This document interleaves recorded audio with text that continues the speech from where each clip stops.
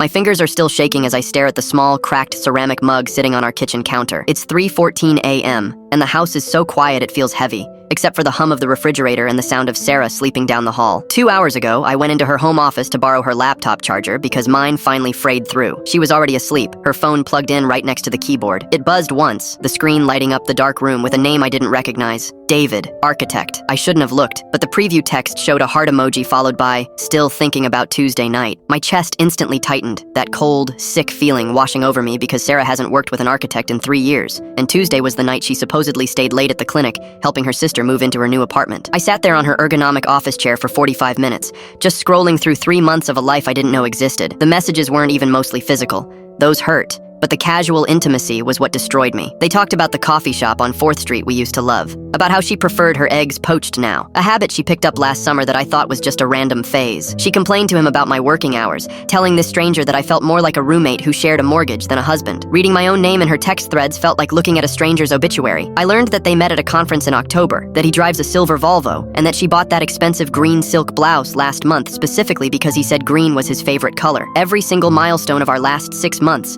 feels like a lie I willingly swallowed. When we celebrated our 5th anniversary 3 weeks ago at that Italian place downtown, she cried when I gave her the silver bracelet. I thought those were tears of happiness, but now I'm sitting here wondering if it was just pure, suffocating guilt because she had met him at a hotel downtown just the day before. The shame of my own blindness is what's choking me right now. How did I miss the way she started locking her phone face down? Why did I believe her every single time she said she was just too exhausted to talk after work? I trusted her implicitly, completely, with every piece of who I am, and she used that trust as a shield to build a separate existence right under my nose.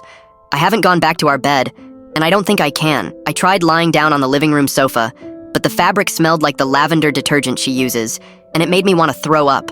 So I'm just pacing around this kitchen, touching the granite countertops we chose together, looking at the magnet from our trip to Maine on the fridge, wondering how someone can look you in the eyes every morning, kiss your cheek, and secretly wish they were waking up next to someone else. Part of me wants to run into the bedroom, scream at her, throw the phone at the wall, and demand answers that will probably just hurt me worse. Another part of me is completely paralyzed by the terrifying realization that if I confront her, the life we built is officially over, and I don't know who I am without it. The sky outside the kitchen window is finally turning that pale, miserable gray right before dawn. I can hear her stirring in the bedroom now, the familiar creak of the floorboards as she gets up to start her morning routine. In a few minutes, she's going to walk through that door in her oversized gray sweatshirt, pour herself a cup of black coffee, and ask me why I'm up so early. I'm going to have to look at her face, see the person I loved more than anything else in this world, and decide whether to break my own heart out loud or keep suffocating in this silence for one more day. I don't feel angry anymore, just completely empty, like the man she used to love died somewhere during the night.